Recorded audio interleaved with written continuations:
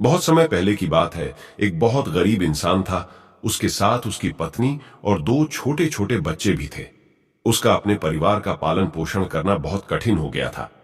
उसका दिमाग काम नहीं करता था और मन भी अशांत रहने लगा। तभी उसने अपना घर छोड़ने का फैसला लिया। एक रात जब उसकी पत्नी और दोनों बच्चे सो रहे थे, तो वो चुपचाप घर से चला गया। रात में बिना किसी मंजिल के वो आदमी चलता रहा। तभी अचानक उसने देखा कि एक नदी किनारे भगवान बुद्ध अपने शिष्यों के साथ बैठे हैं। उसी वक्त उसने निर्णय लिया कि वह अब सन्यासी हो जाएगा और भगवान बुद्ध का शिष्य बनकर यहीं रहेगा। उसके बाद वह भगवान बुद्ध के चरणों में जाकर गिर गया और उनसे विनती करने लगा कि वो उसे अपना शिष्य बनाकर अपने साथ ही रख ले। भगवान बुद्ध ने उस गरीब इंसान की बात सुनकर उसे अपना शिष्य बनाकर अपने साथ रख लिया। भगवान बुद्ध अपने शिष्यों के साथ आगे बढ़ते हैं। रास्ते में चलते चलते थक गए थे। सब रुककर एक पेड़ के नीचे विश्राम करने लगते हैं। तभी भगवान बुद्ध को गर्मी के मारे बहुत तेज प्यास लगने लगी। उन्होंने अपने नए शिष्य से कहा, यहां पास में ही एक सरोवर है, तुम जाकर वहां से पानी ले आओ। भगवान बुद्ध का आदेश मानकर वह सरोवर से पानी लेने चला गया। जब वह सरोवर के पास पहुंचा तो उसने देखा कि कुछ जंगली जानवर सरोवर में ऊधम मचा रहे हैं। जैसे ही वह सरोवर के ओर पास गया, सारे जानवर वहां से भाग जाते हैं। लेकिन सरोवर में कीचड़ सड़े गले पत्ते ऊपर तैर रहे थे, जिसके कारण उसका मन नहीं मान रहा था। उसने सोचा, इतना गंदा पानी भगवान बुद्ध पिएंगे कैसे? फिर वह बिना पानी लिए वापस लौटता है और आकर बुद्ध से बोलता है, भगवान, उस सरोवर में तो बहुत ज्यादा गंदा पानी है, वो पीने लायक नहीं है। अपने शिष्य की बात सुनकर भगवान बुद्ध थोड़ी देर चुप होकर बोले, जाओ उसी सरोवर। भगवान बुद्ध का आदेश मानकर वह वापस से सरोवर की तरफ चला गया। लेकिन वह मन में यही सोच रहा था कि भगवान बुद्ध इतने गंदे पानी को कैसे पिएंगे। जैसे ही वह सरोवर के पास गया, वह ये देखकर चौंक गया कि सरोवर का पानी एकदम निर्मल और स्वच्छ हो गया है और अपने स्वभाव में बह रहा है। उसने पानी लिया और भगवान बुद्ध के पास आते ही उनसे प्रश्न करता है, भगवान, थोड़ी ही देर में सरोवर का मैला पानी इतना साफ कैसे हो गया? फिर बुद्ध ने उसे समझाते हुए कहा, जब जानवर पानी में ऊधम मचाए हुए थे, तब सरोवर का कीचड़ उभर आया था। लेकिन कुछ देर शांत रहने पर कीचड़ फिर से नीचे बैठ गया और पानी पहले जैसे फिर से निर्मल और स्वच्छ हो गया। ठीक इसी तरह से हमारे मन की स्थिति भी ऐसी ही होती है। जीवन की कठिनाइयों और भाग दौड़ हमारी मन में उथल पुथल पैदा कर देती है, जिसके कारण हम बिना सोचे समझे गलत निर्णय ले लेते हैं। लेकिन कोई भी निर्णय लेने से पहले अगर हम अपने चित्त को शांत रखें और धैर्यपूर्वक बैठकर सोचें, तो हमारे मन की वो उथल पुथल भी पानी की कीचड़ की तरह नीचे बैठ जाती है और तब हम जो भी निर्णय लेते हैं वो हमेशा सही होता है। इसलिए बुरे समय में इंसान को अपना धीरज नहीं खोना चाहिए। भगवान बुद्ध की यह बातें सुनकर उसका दिमाग खुल जाता है और जब वह शांति से बैठकर सोचता है तो उसे अपनी ही गलती नजर आती है। फिर उसे समझ में आता है कि उसने अपना घर छोड़ने का गलत निर्णय लिया था। फिर वो भगवान बुद्ध के चरण स्पर्श करके उनसे आज्ञा लेकर अपने घर और वापस चला जाता है। अछूत व्यक्ति एक दिन गौतम बुद्ध अपने शिष्यों के साथ एकदम शांत होकर बैठे हुए थे। उन्हें इस तरह से बैठे देखकर उनके शिष्य चिंता करने लगे कि कहीं वह अस्वस्थ तो नहीं है। तभी उनमें से एक शिष्य ने पूछा कि आज आप इस प्रकार मौन क्यों बैठे हैं? क्या हम शिष्यों से कोई गलती हो गई है? फिर अचानक उनमें से एक और शिष्य ने कहा, गुरुजी, आप मुझे अंदर आने से रोक क्यों रहे हैं और मुझे अंदर आने की अनुमति क्यों नहीं मिल रही है? एक शिष्य ने कहा, हम तुम्हें गुरुजी की आज्ञा के बिना अंदर आने की अनुमति नहीं दे सकते हैं। इतना सुनते ही वह व्यक्ति अब और भी ज्यादा जोर से चिल्लाने लगा। उसके चिल्लाने से बुद्ध को अपनी आंखें खोलनी पड़ी।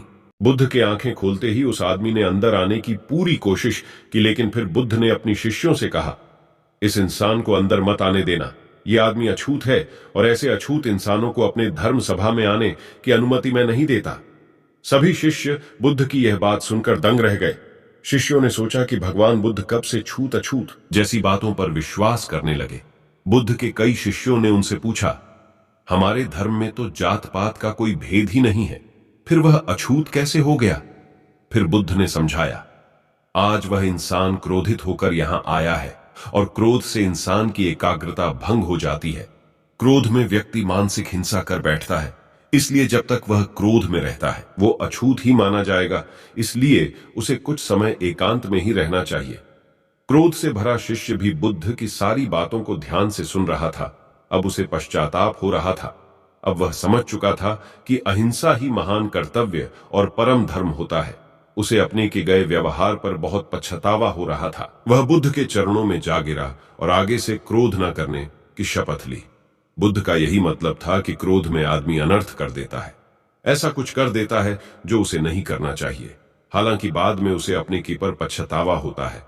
असली मायने में देखा जाए तो क्रोधित व्यक्ति अछूत हो जाता है और ऐसे में उसे अकेला ही छोड़ देना चाहिए।